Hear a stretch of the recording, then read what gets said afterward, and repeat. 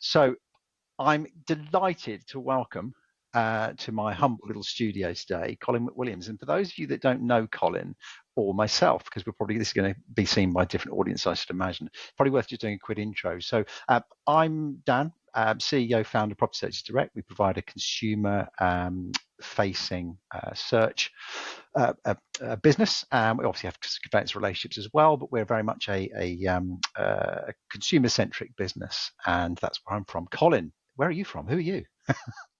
So I have two hats. One, I'm a consultant solicitor, conveyancing solicitor, and two, I'm perhaps more well known for my involvement with the Property Lawyers Alliance, previously the Property Lawyers Action Group. So it's two hats. Take your pick. Fabulous. That's great. Well, the two hats keep you warm in winter, so that's lovely. So we've kind of bumped into each other occasionally across social media or business media, and LinkedIn in particular. And I'm always a little bit bewildered or left confused, thinking, how can two grown-ups have seemingly very different opinions on a subject? And it's great to get in a room and just have a conversation with you about where we're coming from. Are we speaking the same language, but failing to communicate appropriately?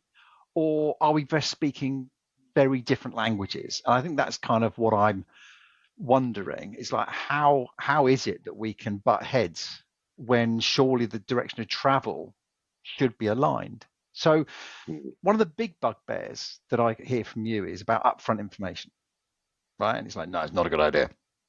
And I kind of want to know why, what your thinking is. And are you the gatekeeper of the status quo when it comes to the conveyancing process, or what is it? So what is it that you have against sort of people being better prepared for a transaction? Oh, well, that's a loaded question from the offset. But first of all, thank you for suggesting this format, because you're quite right. We were sort of butting heads on social media, and that's I think LinkedIn, for whatever reason, or at least social media tends to sort of direct people in that direction for whatever reason. There's something about written communication that gets people more free to get riled up or something. I don't quite know. But in my experience, I mean, I've had quite a lot of these conversations with people who have differing views, and what tends to happen is, we're all very British over the video call, and everyone's happy and friendly, and then pretty much after that we're back to disagreeing with each other. So maybe we'll get to maybe we'll resolve our differences of opinion today, or maybe not. I'm open either way. But in answer to your question, it's a hugely nuanced issue. Maybe that doesn't come across in my comments, because I don't write paragraphs, so I don't have the time to. But there are certainly pros and cons to UFI. I'm not going to say that it's all bad. I'm not a zealot. But I just don't think that's, well. I have two issues with it. One is practical, based on my experience as being a conveyancer for the past 12 years, and two, ideological, because I don't agree with the premise of it, because ultimately, politically and donning my hat as a conveyancer, I'm free marketeer. If people want to buy upfront information, then let them do it. I have no objections. Let the market decide if that's a good idea. What I object to is being forced on buyers or indeed sellers, because there are already methods of sale that accomplish the same thing. Auctions, modern method auctions. If people want to do that, they can do it now. I see mandatory upfront information as a way of removing choice from the consumer. The consumer has already decided that they don't want to do this, and tech providers, whoever the powers that be, are saying, no, you must do this. It doesn't care whether you decided not to do it. You must do it for whatever reason. It's protectionism, and I don't agree with it from an ideological standpoint either. Do you think? Okay, so let's strip that back from an ideological standpoint, from a conveyancing standpoint. Upfront information and getting prepared, getting all the information in one place is something that's got to happen anyway. Surely we can agree on that. So if the conveyance is going to happen, all the things that we're asking people to get up front are the things you're going to need at some point in the conveyancing process. There's nothing that they're being asked to get, or it's sensible to get, that you're not going to need at some point, right? That depends, because it No, depends. really? I mean, yeah, because UFI, I mean, what does UFI mean? I mean, people have different interpretations of it. Well, you It tell me what your interpretation is. well, I don't have one because I'm not the person who's proposing it. So UFI has been interpreted different ways to different people. So I mean, I suppose the most authoritative source that we've had on what's UFI is the now defunct NTS ELAC guidance, and I Mhm. think that went way too far. I think that went a lot further than even well, it went a lot further than the average amount of due diligence, I think, for a typical purchase. And my objection, again, without wanting to repeat myself, is the buyer and the lender, as applicable, should decide what level of due diligence is appropriate Do you together think? with But their advisors. do you think that home movers are educated enough to understand what's available to them, what they could be doing to help speed up transactions? And let's face it, no one is happy with timescales as they currently are. We can all agree on that. Conveyancing is taking far too long, delays are happening. And if you put your finger on where some of those delays are happening, I know, having worked with new business teams and consulted with numerous up and down the country and still do, that it can take weeks and months for a contract to come out. And that's not down to the inability of a conveyancer to put an envelope in the post or to send an email. They are invariably waiting for their client to do stuff, right? They're waiting for their client maybe to engage with ID.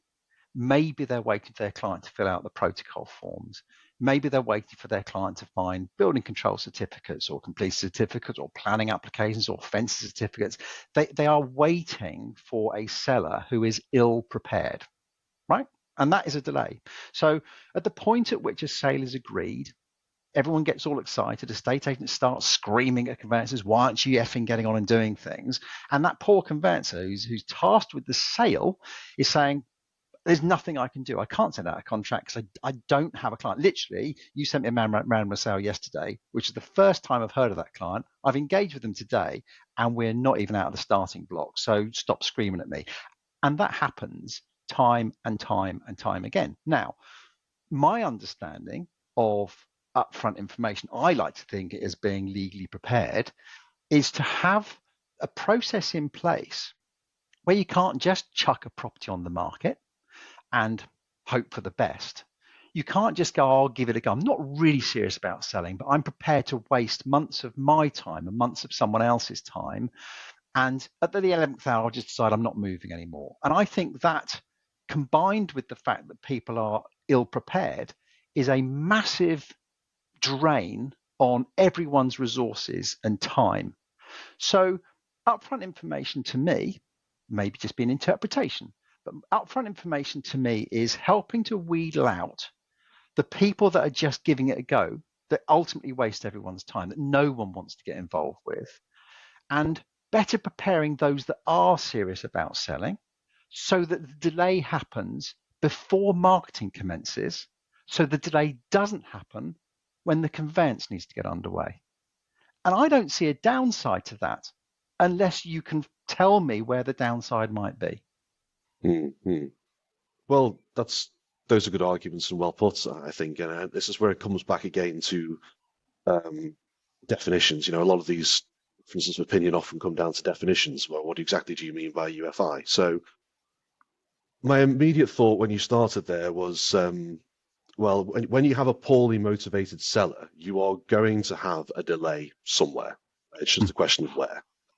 Do you have it before the property goes to market, or do you have it after the property goes to market? Now, I think who should make that decision? I think ultimately it should be the estate agent. I think the estate agent should make the decision. Mm.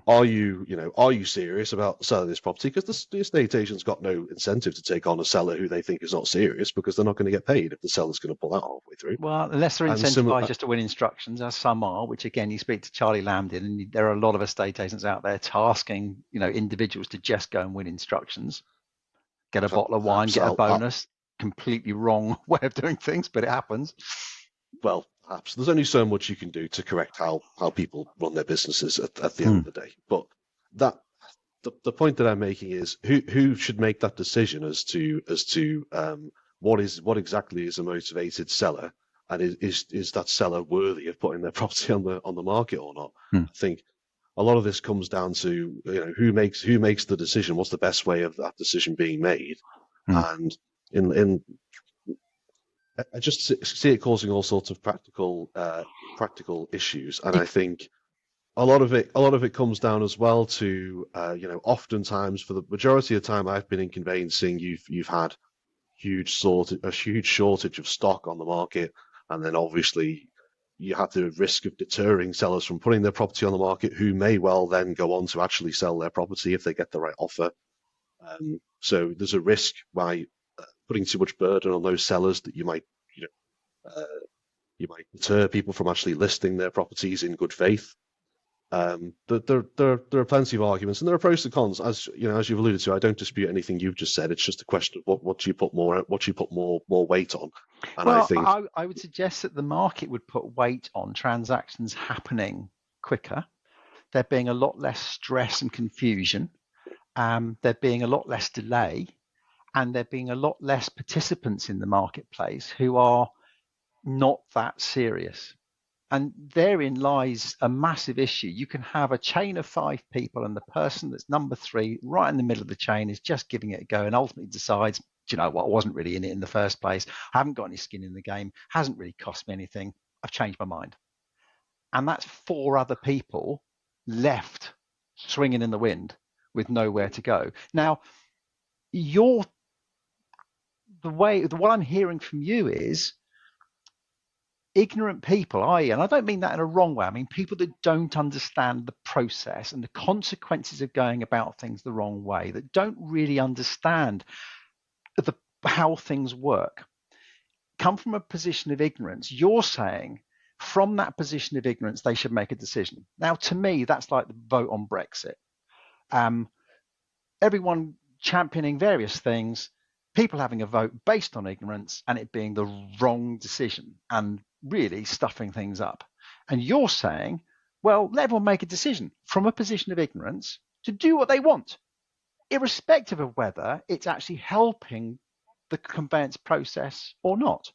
And personally, like you said, I think there's only so much, people you can do with certain people. And you're right, people will go and do their own thing. It doesn't mean they always make the right choices. It doesn't mean they always consider the outcomes. Some decisions are made purely for selfish reasons. But the vast majority of our industry does ignore the home mover. They omit to sit down and spend time explaining process, explaining the things that they need to do to enable their transaction to get going quickly, and engaging them with the process and wheedling out the understanding their motivation. Because what a estate agent really, or conveyancer really, wants to engage with someone who's not really in it. No one does. So selfishly, as an industry, the estate agents be going, do you know what? It's going to cost me a fortune taking your property on the market. If you're not really motivated, if I don't stand a chance of getting the funds on completion because we're never going to get there, I'm not really going to take the punt either. It's not worth it. And the problem is, because there aren't enough commitments or steps in the way to encourage clients to get skin in the game, agents put themselves in a position where they have wasted their money and time, because it comes as a complete shock. Oh, I really wasn't expecting that. I just put it on the market because everyone's just planning on moving. So there comes a point where uncle's got to step in and grab them by the collar and go, look, guys, there's a better way of doing things. Actually, if you want the market to improve, if you want the process to be more engaging, if you want transaction timescales to come down, if you want to avoid delays and time wasters, you've got to ask more of your customers, whether they like it or not, because no one likes delays and stress and people pulling out. And we can't argue with that. So what is the problem with putting due process in place and encouraging people to practice a better solution that delivers a better service? And it may wheedle out people that just wanted to give it a go. Well, tough, because you are the problem. So why not start to steer what good should look like for the industry and the home mover? Why fight it? Well, there's a lot of ground to cover there. I won't contaminate the conversation by talking more about Brexit. But at the end of the day, your question comes down to how do you cure ignorance? And you can't. That's a fool's errand. You can't cure You ignorance. educate it. You educate it. No, You take time to no, because educate it. no. Because Okay. who's going to take the burden, or who's going to have the duty of educating them? And as the whole premise of this conversation is that we're two educated, experienced people, and we don't agree. So whose version of education should go to the consumer? So if you were selling your property, would you get better prepared? Would you fill out your protocol forms? Would your first step to be instructor conveyancer? Would you get contract ready? Would you amass all your paperwork, or would you blindly go to the market and do none of it until you got a sale agreed? Honestly. Well, what I would do personally is probably irrelevant, but No, it's not. We're talking about two educated people in the industry disagreeing, and I don't believe we do. I believe fundamentally we know the steps that we as individuals would take if we put our properties on the market. And I know that I would instruct a conveyancer, I would get my title documents, I would amass all my paperwork, I'd fill out my protocol forms, I'd get my EPC, I'd do my IDAML, I'd get contract ready, and then I'd go to the market. And I believe probably you'd do the same. Maybe. Right. So we're on the same hesitant, page. No, I don't think we are. I mean, for one, we've sort of.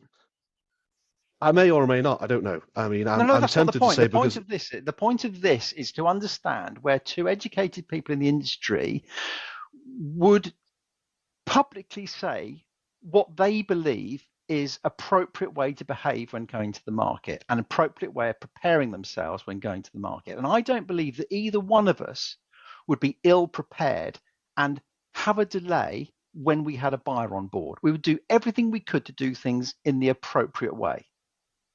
Would you or wouldn't you? Or would you just say, I won't be prepared at all?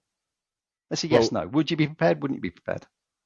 Well, you're steering me down this yes/no direction, but it's not really that simple because isn't it? My circumstances may differ from somebody else. So as you've just touched upon in some of your spiel earlier, we're talking about selling a property. Well, with all due respect, Dan, you're talking over me quite a lot here. Sorry, I'll shut up. Okay, because I was also about to address some of your other points, then you moved the conversation on as well. So we sort of now. I'm not capable at this time of the morning of keeping track of so many strings going on at the same time. Okay. And this is a crucial point that I wanted to make here, and one that I think you'd accept, that not all sellers are the same, and you can't shove every transaction to the same box. So when it comes to sellers, whether you think it should or it shouldn't happen, there will be some people who put their property on the market and they'll say, I may or may not sell my property depending on what price I can fetch for it. And are those people going to go through the hassle of filling in their forms and doing their ID and all that? I accept your argument that you don't like that. But I don't think it's for you or I to say that shouldn't happen. It should be up to estate agents to decide whether or not they want to take that property and put it to market or not, and invest their time, their money, their effort onto marketing that property. And similarly, buyers, when they putting their offer into the property, they can ask those questions: how motivated is the buyer? What's the situation? Blah blah. They can make that decision for themselves. Now, moving back to the point on how do you cure ignorance. And this comes to the heart of the issue of upfront information, because you can throw as much information at clients as you like. Some of them will read it, most of them won't. Even fewer of those that read it will understand it. So it's really throwing a huge weight of extra steps, I would consider it, this is UFI, into the process for things that will benefit, I would say, maybe even a minority of buyers, because a lot of this information buyers don't want. Even if they do want it, they're not going to go through it. And even if they do go through it, they're not going to understand it. Because ultimately what buyers want, and not to appeal to authority, but having done conveyancing for a very long time, and what people want is for people to explain the implications of things rather than just give them raw information. So I could tell you information about ground rent, service charges, blah, blah, blah, but I get the question all the time, well, what does that mean? That's what people want to know. I mean, maybe service charges are a bad example because that's pretty self-explanatory. But in certain other legal contexts, like breaches of covenants, blah, blah, blah, people want to know the implications, not just the seller has had a conservatory. It is potentially a breach of covenants. Like, well, what does that mean? You can try and educate people not knowing this stuff, but at the end of the day, and I can say this from years of experience, even if you put it in black and white, people won't understand it readily. And that comes down to the question of, as I said earlier, how do you cure ignorance? I think you just can't. You just can't have to take your victim as you find them and do your best with the situation as it is. I'm not saying there shouldn't be some tweaks to improve the process, but ultimately I think one of the main flaws of UFI is this premise that just throwing information at buyers is going to help them in some way, when most of the time it doesn't. And one more point before I continue, before I forget, is that I was having a conversation with an estate agent the other day, and trying to get some business from them, and they said to me, well, we were offered by another firm of solicitors, a buyer commitment pack, and the premise there obviously is that the buyer would pay for it, and thought, well, in practice, that's probably what would happen with UFI. I mean, a lot of people are saying, and indeed seems to be what is happening, at least to some extent, because a lot of this UFI spiel is saying, oh, well, if you're a seller, you should be willing to pay the cost of disclosing all the information the buyer would want. When in practice, there's nothing preventing the seller from saying, well, if the buyer wants the information, the buyer can pay for it. And again, I just think that's wrong, because the buyer should make their own decisions about what information they want about the specific property they are buying. And I'll stop my spiel there.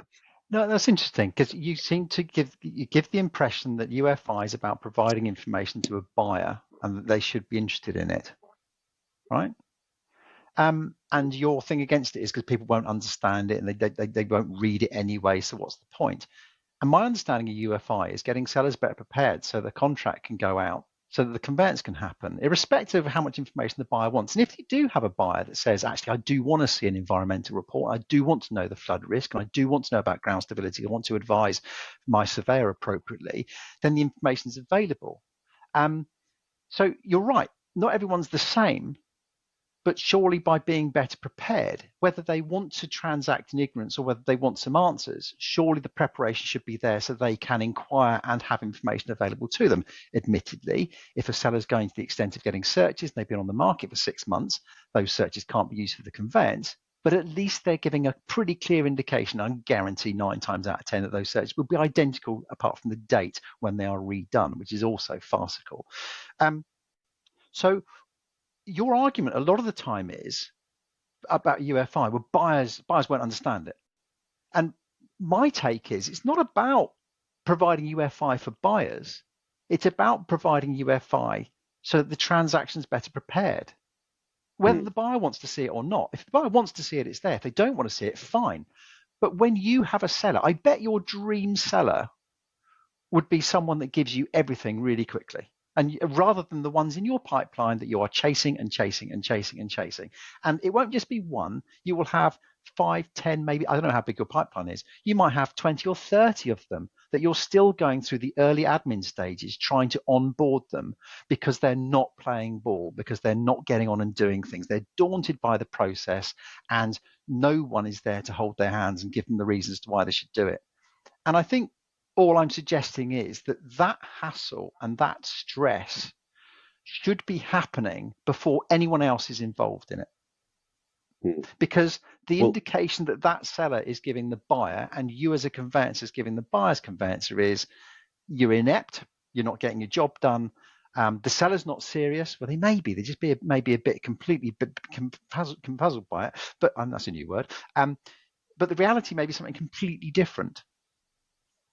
So again, it comes down to why is better prepared not the right way to go, irrespective of the differences in sellers. Well, that's interesting, and thank you for clarifying that, because I may have been under a misapprehension about what you mean by UFI, as we've said a few times, because often UFI is conflated, obviously, with material information, and the premise behind material information is consumer protection. So for the benefit of the buyer. You're saying material information, or you're looking at, upfront information, you're looking at that through the lens of helping sellers be better prepared.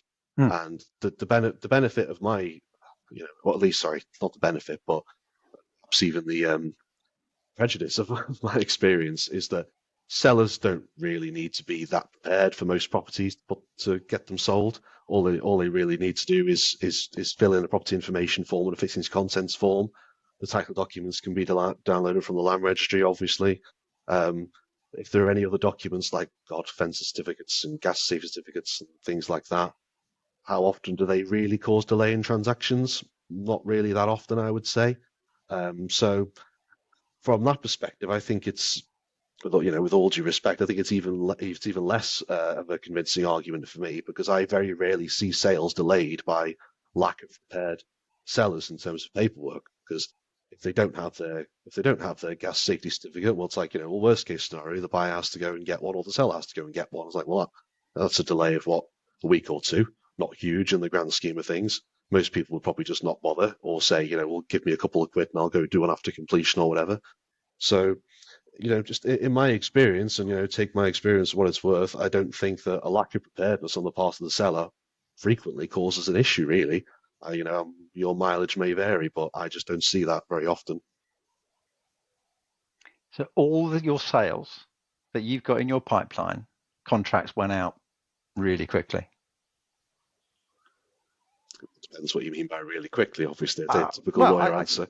But yeah, okay. I know you've got your typical lawyer head on, but in my mind, contract ready means that if you have a sale agreed, you will sit there with a full contract pack ready to go, and you will write to the other side and say, let me know when you're formally instructed, and I will send out everything I've got same day. And I doubt that happens as often as it really ought to. Well, this might go into the nuances here, because maybe best case scenario. I mean, this assumes that, and again, everyone's different, but if you've got a reasonably motivated seller, and I can't even think of any sellers that I've got at the moment who aren't at least reasonably motivated. We touched upon a part earlier about this seller who is sort of, it made 1 foot in, 1 foot out type of thing. I don't see that very often. You do get someone tends to be certain type of seller, but they're a very small proportion, probably in my experience, not really worth worrying about. But a reasonably motivated seller will get a property information form, business consents form back within a few days. I send, well, barring the usual issues with technology that some people inevitably have, I send most of these out, as I think most conveyancers do. I use DocuSign or whatever to do that, and I suspect most conveyancers probably do something similar. So I think most sellers can get those back in a few days. That also has the benefit leaving it to last minute, meaning they're bang up to date, as opposed to if they filled them in months ago, and you might either have to get them to confirm the information is still correct and go look at the forms again and come back to you and waiting for their response by email, etc. Or you might get some really awkward sod on the other side who asks the seller to refill in the forms. Mm-hmm. So there's pros and cons to everything, but I just think I don't really see a huge advantage to getting sellers to do all of this stuff. Certainly not prior to the point of marketing. I don't see the point in that at all. But it is an argument for instructing a conveyancer earlier, and I hear that argument and I accept it. But I don't really see the benefit of the seller going through all that prior to the point of marketing.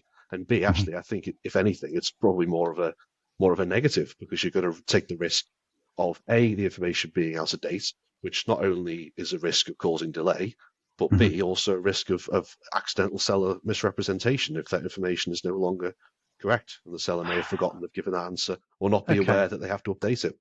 So let's say I'm a seller. I've got a collapsed drain. I've got a damp issue in some of my back walls. My collapsed drain is causing some internal structural issues, and I have a flood risk. And my neighbour's flooded, and I'm probably on the cards for the next time there's a massive downpour or snow melt. And I don't want to live with the risk anymore. I'm going to sell. And I'm not going to tell anyone that. I'm just going to put it on the market and hope for the best. Is that all right? Well, that's a moral question. I'm not here to offer moral teachings. It is a moral question.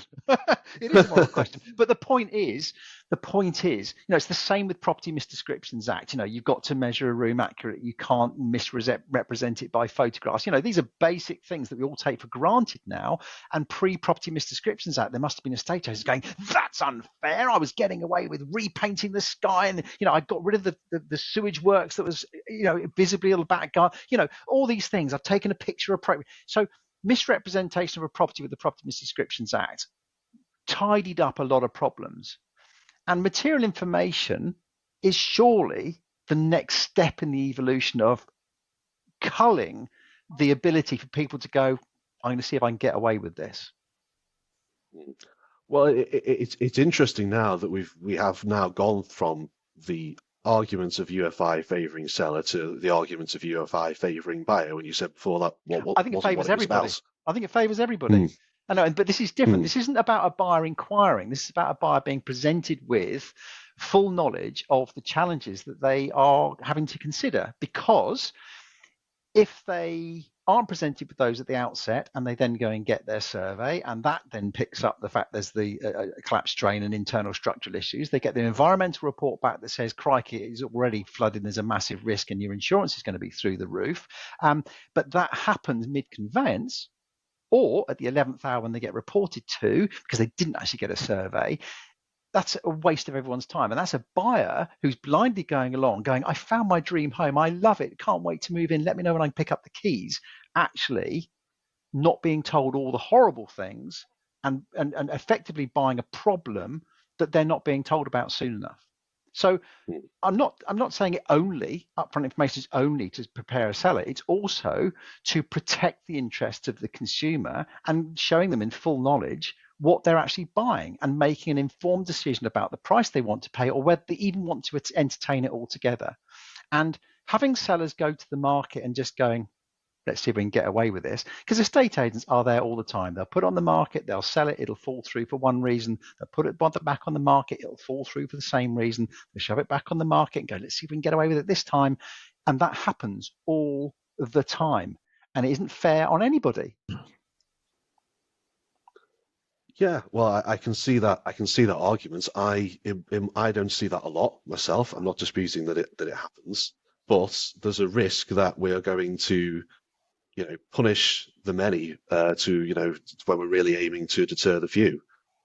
So it comes down to again the specifics of what you mean by upfront information or material information, but I often hear these sorts of extreme examples, but I don't often see them in practice. So there is a question of proportionality, isn't there, in terms of these things do happen. I don't see them often. Maybe I'm not paying close enough attention. That's always possible.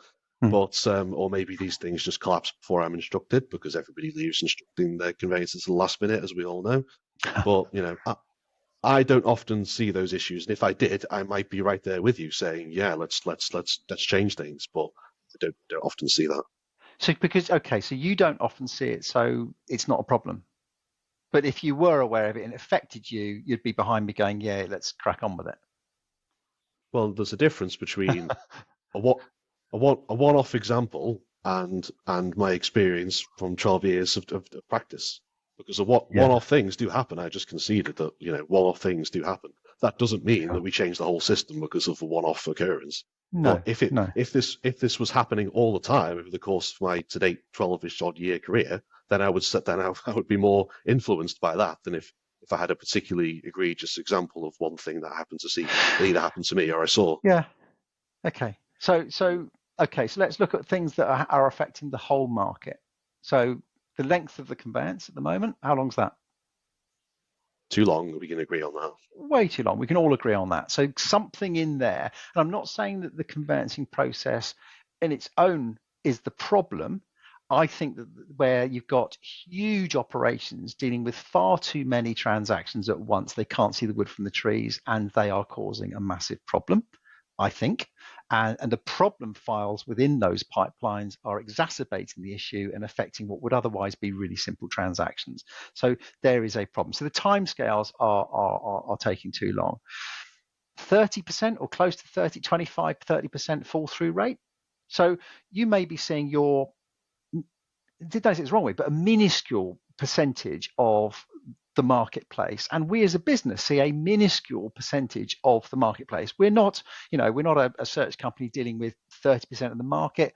We are dealing with a minuscule percentage, but we see, because we're direct to consumer, even customers that we're not engaged with will come to us, sometimes in tears, Sometimes, frustrated, but always inquisitive and asking what's happened, what's your advice, how could this have happened, what does this mean?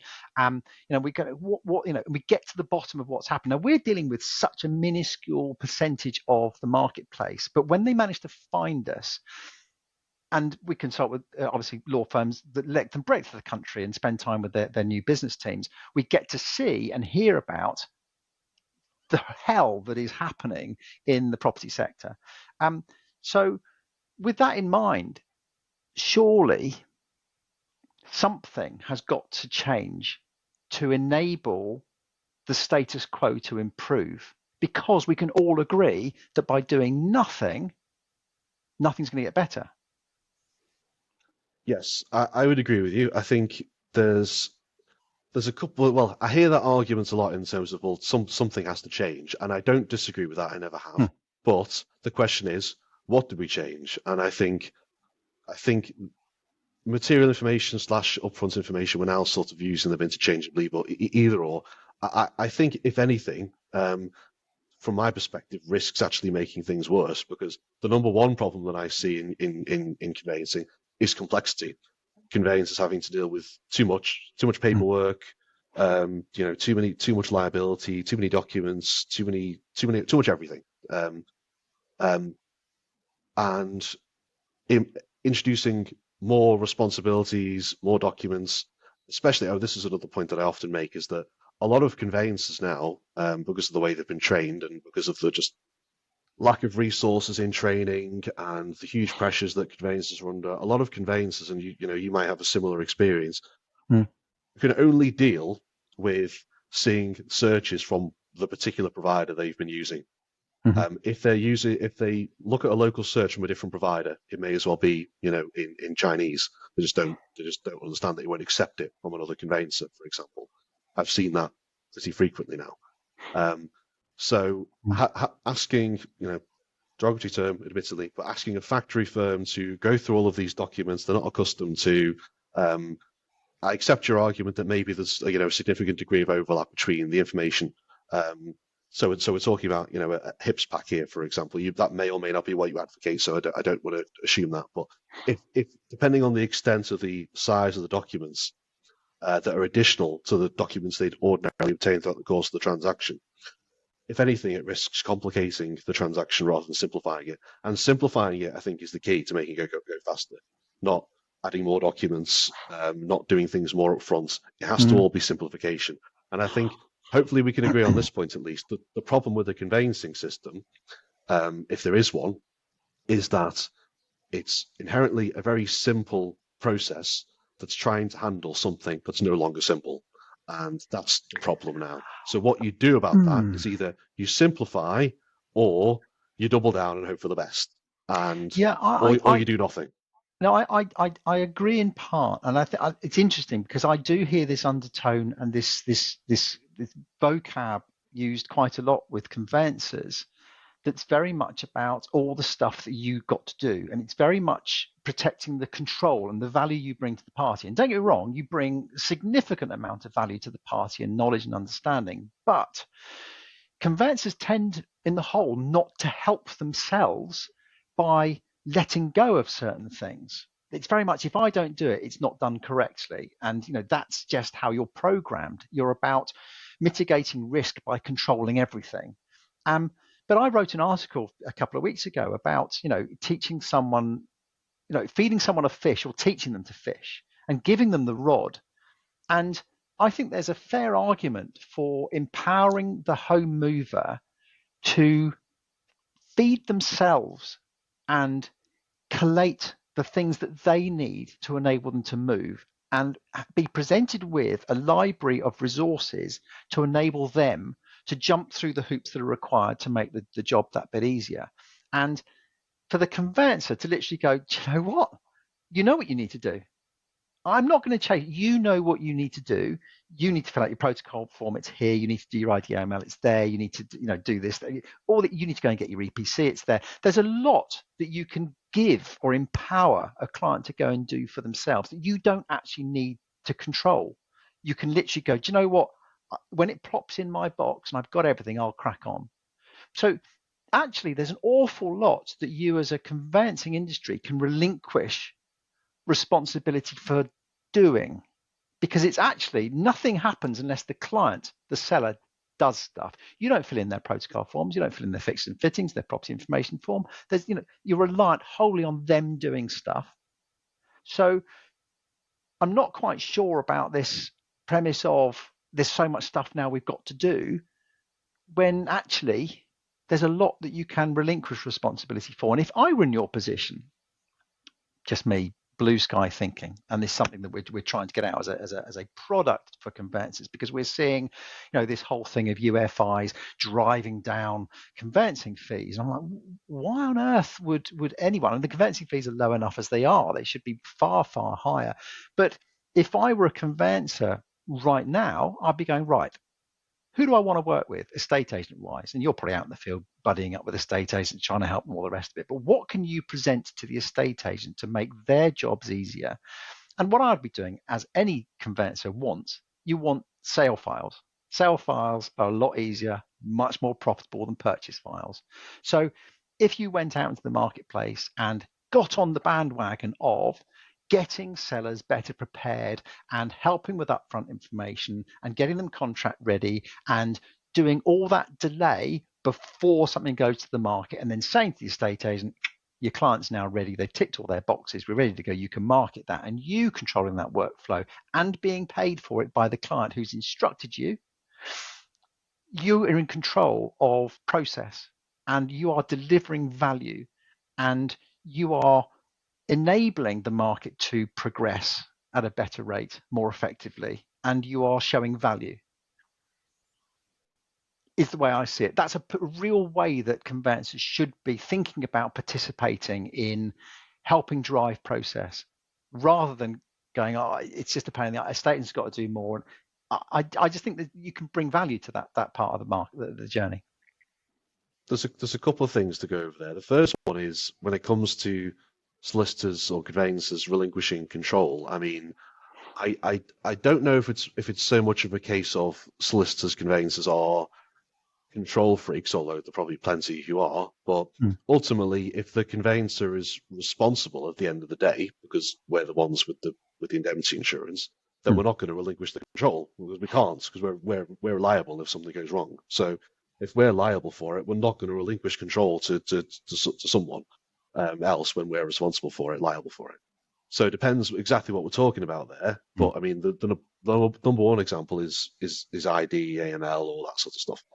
So, I mean, there's nothing more, and this comes up frequently in the topics. Sorry, this is a slight tangent, but this comes up often in the topic of third-party managed accounts, because a lot of people, or some people, some authorities, you might say, are saying that's a good idea. But it's like, well, if the conveyancer remains responsible for money laundering at the end of the day anyway, and I can't see any other possibility, then they're not going to think that's a good idea, because you need to have both. If you have the liability, you also need to have the control. You can't have all the liability and none of the control. That's not viable. No. But so it depends what we're talking about. Yeah, I think what I'm suggesting is having a way in which it'll be borne out through technology. I mean, in meetings with various. You laughed at me the other day when I mentioned Vaco and Vaco bringing out a new product and us wanting to champion that offering to our various audiences. And you went, oh, you liked your post 4 times. Yeah, kind of. We did, because Conveyancer Insights, all needs to know about, Property Search Direct needs to know about it, and all the other legally.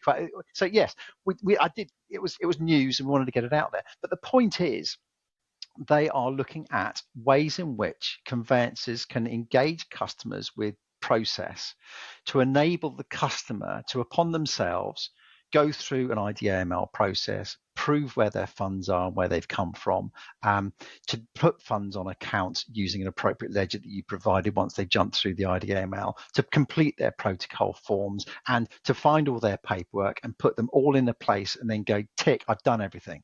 And for you then to go, yay, yippee-dee-doo-dah, I didn't need to chase that. I'm now in a position where I can crack on because the client's done what they needed. And trusting that the hand-holding they've had through the tech has got you to where you needed to be as a conveyancer. And that shouldn't be heavy lifting for you. If you can trust in your tech partner to do those things, and you trust that the technology is ticking all the risk mitigation things it needs to do, then you can sit back and go, great, every seller, every buyer, they're all going through that. There's the workflows. They need to get on with it. And until that green light comes on at my end, I'm not worried about it. I'm going to focus on other things. And if those clients never get to that point, that's on them. I've got my live files to worry about. So I think you can step back and go, engage with this. And when you get out the other side, you're on board. Until then, I'm not wasting my time with you. And I think that's how estate agents should work as well. Estate agents should be like, look, I need you to jump through these hoops. I'm not putting a board up, doing floor plans, taking photographs, getting the team round, putting it online, putting property particulars together, putting it on our website. I'm not doing any of that unless you can prove to me you're serious. So both estate agents and conveyancers should be in a very different position or a similar position where they go to the customer. You've got to be serious, because our businesses are far too valuable and our pipelines are far too valuable to get clogged up by people that are not serious about transacting. No one wants a pain in the arse client in their pipeline. So why not have hurdles in the way to enable you to decide whether that's the right customer for you or not? Sure. Yeah, I mean, that echoes the way I do things. I don't, invest a serious amount of time into a case until I get money on account and the client's completed their ID. And I suspect that's probably how a lot of, especially consultants, but I suspect that's also how a lot of firms operate as well. Because, if I start incurring disbursements and the client never pays me, that's a loss for me at the end of the day. So, it makes sense from a common sense perspective. You never incur a disbursement unless you've got funds on account. Well, you shouldn't really be doing that. Plenty of people still do that. I mean, a lot of conveyancers are, sort of stuck in the past in a certain sense, but I will say that a lot of solicitors are, do things still do things more from a high street perspective more than anything. Still do things in a very sort of old fashioned way when they're put that to one side. So yeah, we agree on that point at least. I think what sort of went off on my head when you were talking about sort of conveyancers being, I suppose the summary would be more helpful and helping things progress faster, comes down to the practical perspective of who's going to pay for it. And I suspect that estate agents had the same issue when NCSE and their ilk were pushing similar things. It comes down to, you really don't want to deter prospective clients by giving them too many hoops to jump through or too much money to pay at the outset beyond what's sort of necessary. I accept what you're saying about being incentivized to have motivated sellers and motivated buyers. But as I said before, my experience is just that I don't personally see, or at least they don't come to me. They don't sign a client care letter. They don't go through their ID, which happens before I do anything else, pretty much, unless they're at least somewhat serious. Let me ask you this question then. It's great. I'm glad you said that. Would a conveyancer ever crack on, open a file, and start spending money and getting on and doing things unless they have money on account? I know for a fact there are still some firms that incur disbursements without having money on accounts. Yes. But they've gone, yeah, okay. So, but we can all agree that's wrong. Depends on wrong from what perspective. I mean, if that's how they want to run their business, and there's an argument that they shouldn't be working on the file until they've ID'd their clients and got the clients signed up. But putting that argument to one side, if they want to take that risk, that's up to them. Okay, so we're admitting then that some conveyancers are just not business people, and that they put themselves in a position where they're spending money that is a loss leader. It's just literally might as well just. I couldn't agree more. I couldn't agree more. I mean, when I set up my own business, it was a very steep learning curve because most conveyancers are not business people. No. They're almost mutually exclusive skills. No, so it doesn't make it right, but it was a bit of a slippery way out. But the point I was trying to make was, no conveyancer in their right mind is going to do work without funds on account. And I don't know a single estimate that goes out that doesn't say how much money on account a conveyancer is going to want before they will lift a finger. Everyone's T's and C's says it, irrespective of their business model or ethics or how they go about it. A conveyancer will not, in their T's and C's, lift a finger until they have funds on account, right? So what is the difference then with an estate agent? Why is it suddenly that everyone goes, oh, these sellers, are not going to want to put money before something happens? It happens in the conveyancing market all the time. Why would they not give an estate agent £500 up front to say, let's instruct you? It's gauging appetite and seriousness. And conveyancers want funds on account because they need to know a customer's serious, because you're going to start spending money on their behalf and you want to make sure you've got that money so you're not left out of pocket. And an estate agent, to be fair, right now spends money that will otherwise just be lost leader. They're literally spending money they're never going to get back because they don't have the balls to ask the seller to put funds on account. And I think they should. Hmm. Well, that just seems to be the business model that's worked for estate agents, is that they have either lower or no upfront fees with it's more of a gamble for them, and they potentially get a higher payday if the thing goes through. That's just the business model that seems to work for estate agency, and to some extent conveyancers as well, because a lot of conveyancers still operate on no completion, no fee. God bless them. Barring disbursements. But yeah, disbursements are a different animal, admittedly. But yeah, I mean, it does surprise me knowing how much from some of my estate agent friends, how much, well, I won't name specific people out of the interest of not being sued, but how much some of these platforms charge for their listing fees and things. That they just take that hit, presumably. That does surprise me, but that's up to them. Yeah, you're right. It is up to them. But I personally, I believe that there are too many ill-prepared people trying the market and wasting everyone's time and clogging up the system with transactions that are just getting in the way, that are problematic, that are causing problems and affecting those that have been better prepared and are motivated. And they need to be wheedled out. If people want to go to the open market and sell their property, no problem at all. But at least put the steps in place to be better prepared, because no one wants a transaction that is going to take longer than it should, or is going to unduly fall through because not everyone in the process is serious. So personally, I think that, like I said earlier on, I think if you and I, knowing the pitfalls of due process, were to go to the market, we would probably do what we believe to be the right thing, and that's to be really well prepared. And we know that's the right thing because we know that our actions are going to impact upon a successful transaction. And other people, if they are serious about getting from A to B, people need to spend the time to sit down and explain to them why this behavior is the most appropriate way to transact your property. And those that say, I don't want to do that, you need to question why, and do I want to get involved with them as a business, as an estate agent or a conveyancer, because you don't want those sorts of people in your life. And that's just, that's kind of just how it is. So I think if you let down your guard, and if you stopped your, like, however it is your brain works, we're probably very similar in what we believe is the right way. And I think you're just saying, but people should be given choice. And, it's like everyone should be given the chance to jump off a cliff if they want to, because if they think it's funny, then why not?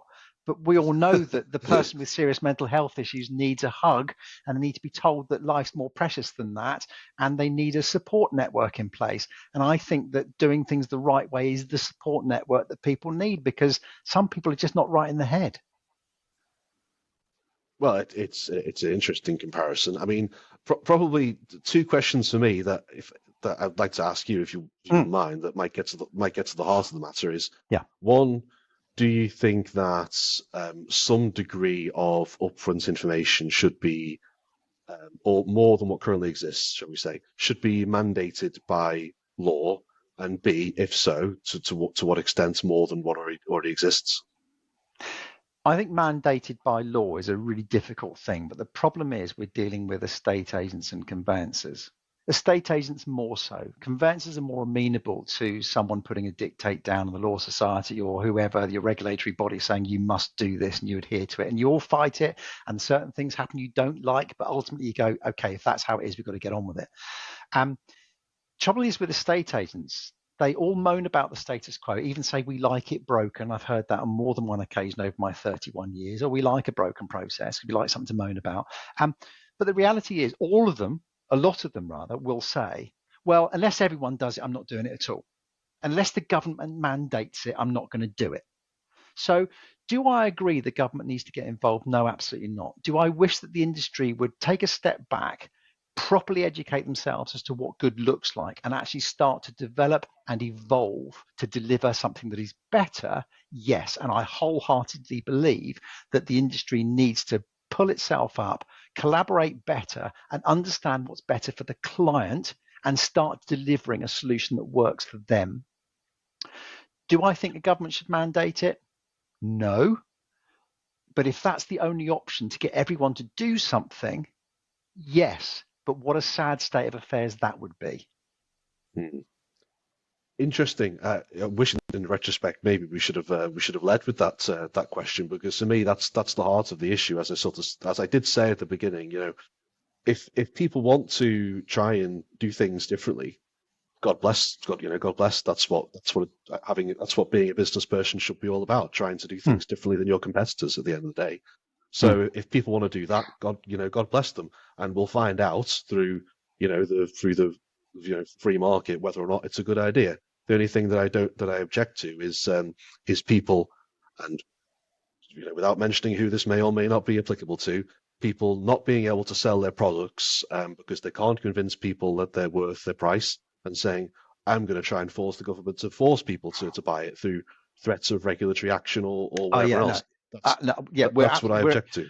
We're on the same page there. You're talking about people that are delivering the pill but creating the ailment, and making it mandatory or regulated that their product, that's the pill to cure the problem, is there. So yeah, I get that, and I know exactly who you're talking about, and they're wholeheartedly agree. But that doesn't mean that the end game is the wrong place to be. I think that the protagonists of that have gone about it the wrong way, but I think it comes back to the question, do you want it mandated? No, I don't. I wish the market would do it for themselves, because that is the right way to go. And, I'm fed up of people going, well, unless everyone else does it. Like, no, I'm sorry, someone's got to start this. But if you're going to behave like that, and that better is by doing these certain things, but you won't do it until it's mandated, we have no option but to step in and mandate it. And it's just crazy. But I'll say this to you then. We drive on the left-hand side of the road, right? It's not a free-for-all. Can't everyone do what they want? But why did someone decide that we should all drive on the left-hand side of the road? It's because there were too many road traffic accidents and people were getting killed and hurting themselves and all the rest of it. And why do we have speed limits? So that we can manage people's behaviors in cars and have less accidents. I think that the processes that we're talking about are simply not curbing people's free will, but actually delivering something that is better for them, no matter what their position of ignorance may be. But we ask people to drive on the left-hand side of the road and understand what a giveaway sign is and a stop sign is and how roundabouts work, because it's a safer, better environment. You get from A to B better. And without those in place, it would be carnage. And unfortunately, with volumes the way they are, we are currently hitting carnage.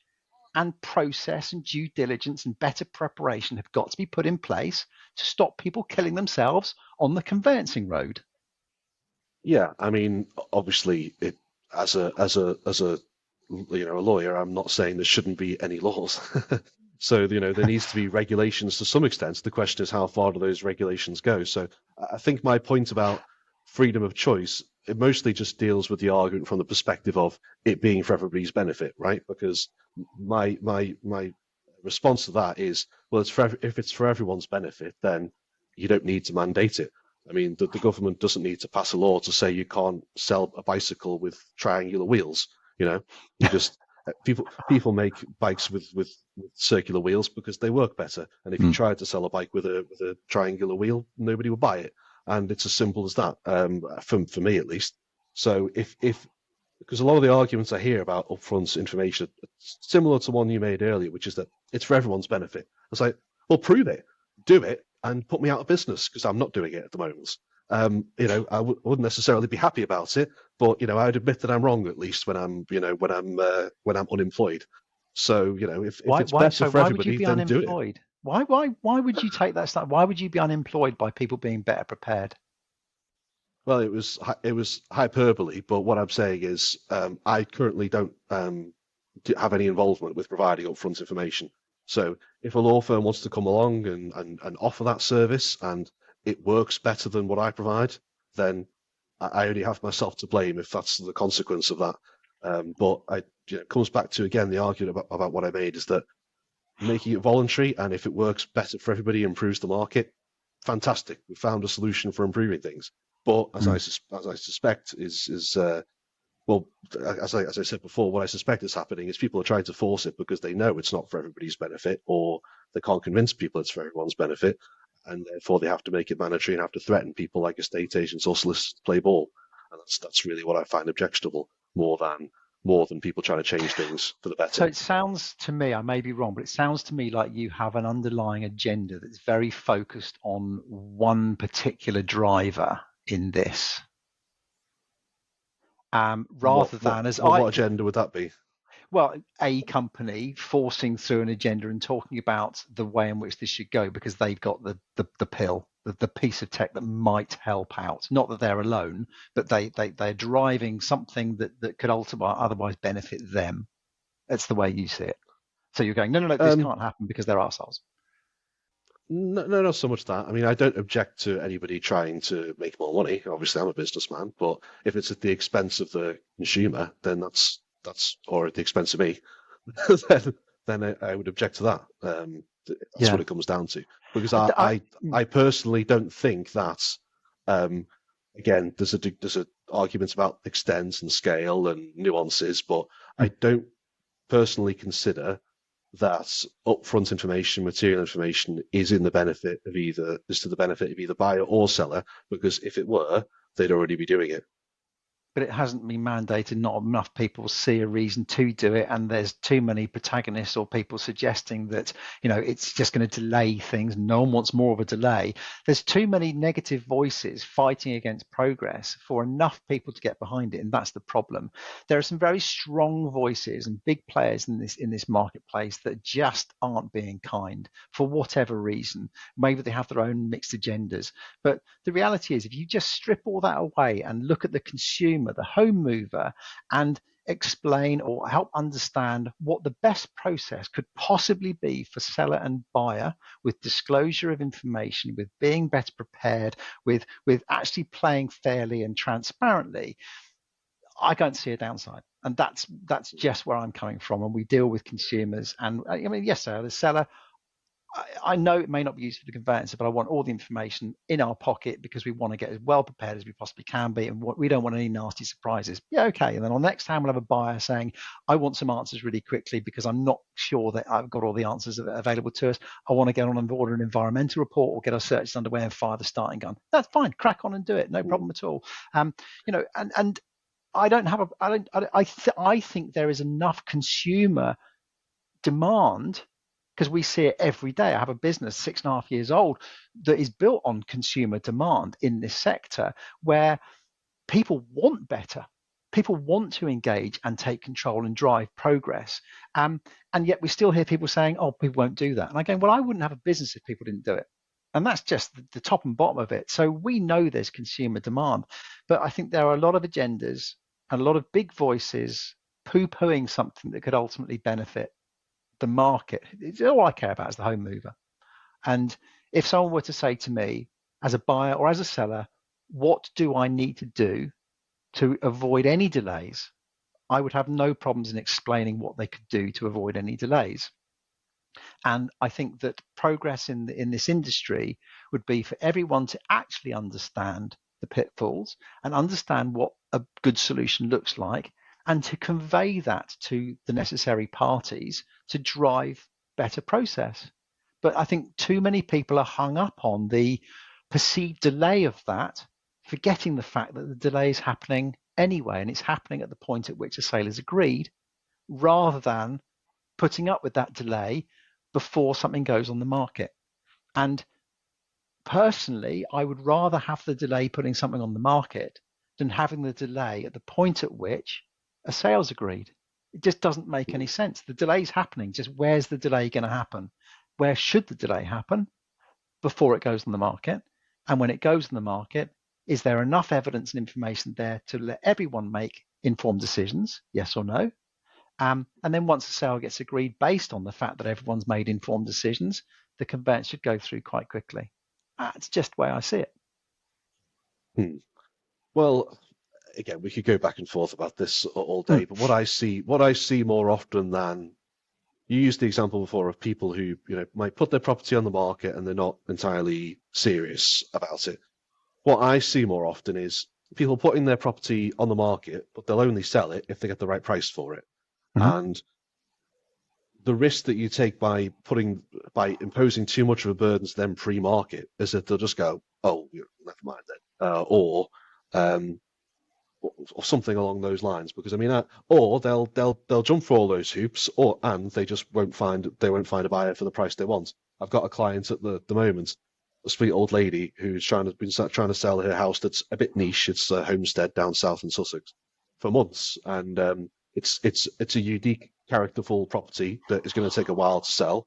So if it were the case that she were forced to provide, upfront information, depending on what that consisted of, with bearing in mind that searches may have to be, well, realistically, by the time the sale is agreed, they're going to have to be about no more than realistically about 3-4 months old. She may have to buy several of them by the time she eventually finds a buyer.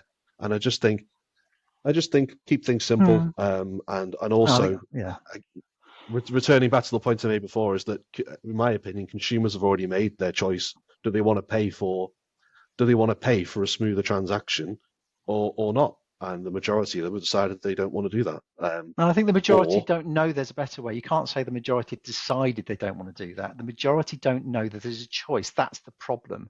The majority are not being told that there's a better way.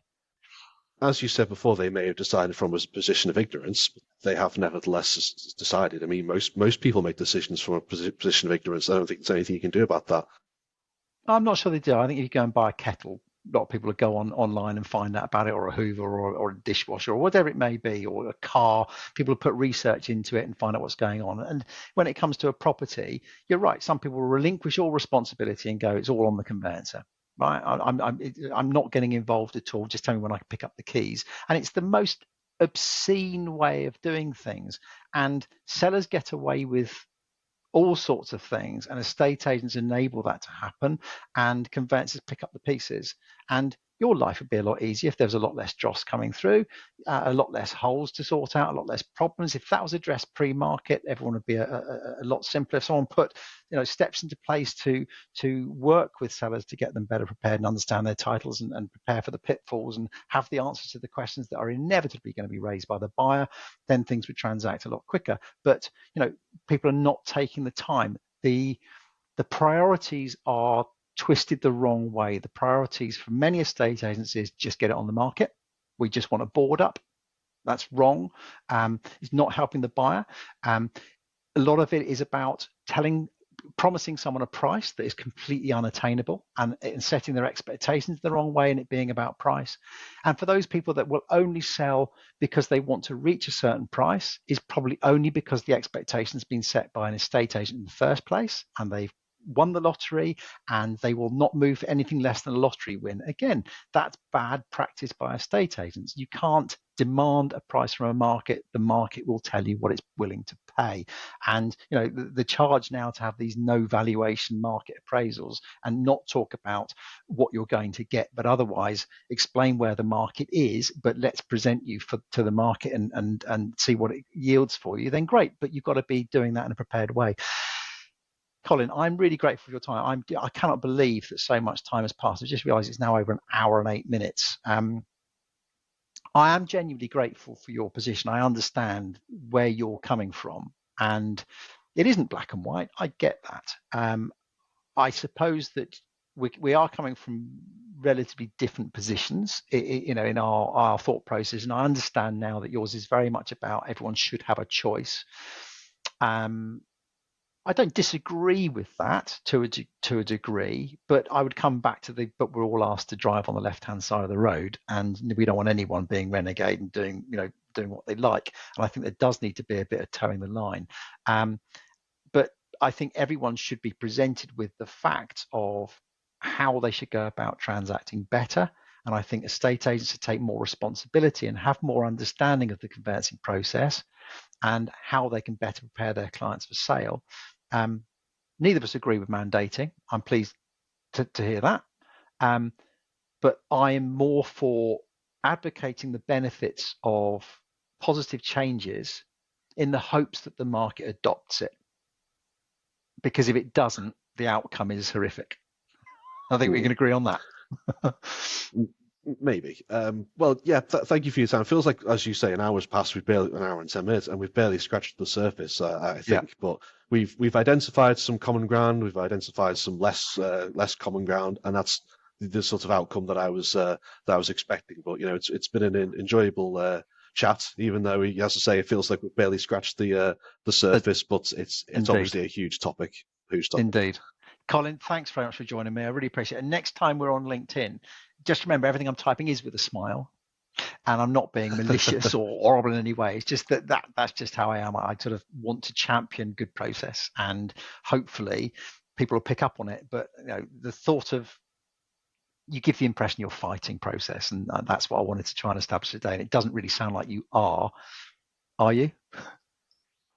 Fighting? Well, it depends. Fighting progress. I mean, fighting progress. I mean, from my perspective, I'm fighting regress. Yeah. Okay. Really? Oh my God. Perhaps we should start again another time. Okay. So. Well, yeah. It's the philosophy of HIPS, which is a failed ideology. Ooh. Oh my goodness. Right. Let's take 2 minutes on that. HIPS was progress done badly. HIPS was government involvement imposing solutions on the market. HIPS was introducing the content of searches in an unregulated environment, and conveyancers looking at them and going, I don't trust that. There were all sorts of things wrong with how it was applied. There was nothing wrong with its intention. And I think that had that been done properly at the time, we would be in a very different place now. And I can't go back. I can't agree to say HIPS was all bad.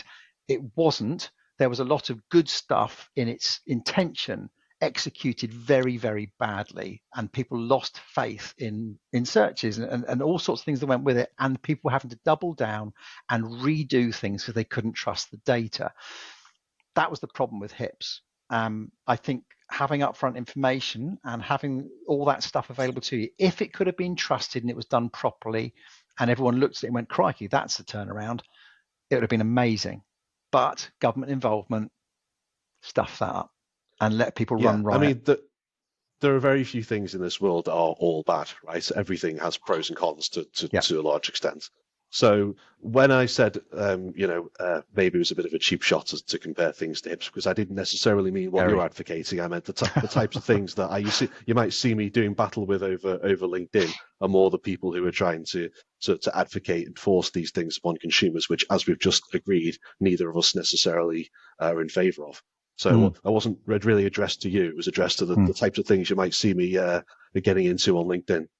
Yeah, indeed. But I think, as I said, sometimes like a vaccination is a good thing. And you'll always get people fight the vaccination. But when it comes to what's good for the greater good, unfortunately, taking a jab in the arm is probably the way to go. And I think sometimes a jab in the arm is what the industry needs to drive progress. I just wish that people would put a mask on, stand up, not be 2 meters next to each other, not have mad parties, do all the things that we're supposed to do, and then we'd all cope. But that's not the way we're in. We've got too many people saying, I want to do it on my own, and I won't listen to that, and I won't do it unless everyone else does it. And therein lies the problem. At some point, someone's got to come in and give them a jab in the arm and say, this is how it's going to be done. And it's unfortunate. And I would implore anyone out there that doesn't want to have mandated solutions, I would implore you to put practice into place to trial and work out what good process is, and as an industry, work out how to evolve and make things better. Because if you don't explore and try stuff and give it a go and try and work out what better is and put steps into place and be a bit different, this argument's going to go on ad infinitum, which is insane. So please be a bit more courageous, I'd say. Interesting. Well, I think although we've identified that neither of us are in favour of things being mandated, I suspect maybe we have different reasons for coming to that belief, because as we've identified, I want people to yes have freedom to, within reason, to sell their properties the way that they want to, as I say, within reason, emphasis on that. You know, I take your argument that people should be forced to drive on the left-hand side of the road, but or at least one side of the road. But also the other string to that, why I believe that, is because it might be a bad idea, and then if things should be tried and tested before they're fully implemented. And I think if something is a good idea, as I've said before ad nauseum, you know, let the market decide. If it really is all it's chalked up to be, then it will shut people like me up, or as I suspect it won't. Yeah, perhaps read the white paper about Ryder and Dutton's experiment about upfront information and the difference it made to their business, their turnaround timescales, their fall through levels. It's been done. This is the point. The tests have been done. UFI has been put in place, and sellers have been better prepared. Transactions have gone through quicker, and fall throughs have been pretty much eliminated. And agents' fees and conveyancers' fees, all related to that, went up. So to say that there's been no evidence is crazy. There's enough evidence out there, there's enough trials out there to say that this is the right thing to do. Ryder and Dutton did it, and no one followed suit, which is crazy. So I think there is evidence. I just think that there's too much lethargy or interest to want to follow suit, because everyone's happy doing what they've always done and then moaning about it. Well, yeah, we don't have time to go into that necessarily. No. Anyway. Lovely. Thanks, Colin. I really appreciate that. No doubt we'll rub shoulders again and maybe have an opportunity to do this again at a future time. Colin, thanks for joining me today. Sounds good. Appreciate you having me. Thanks so much. That's my pleasure.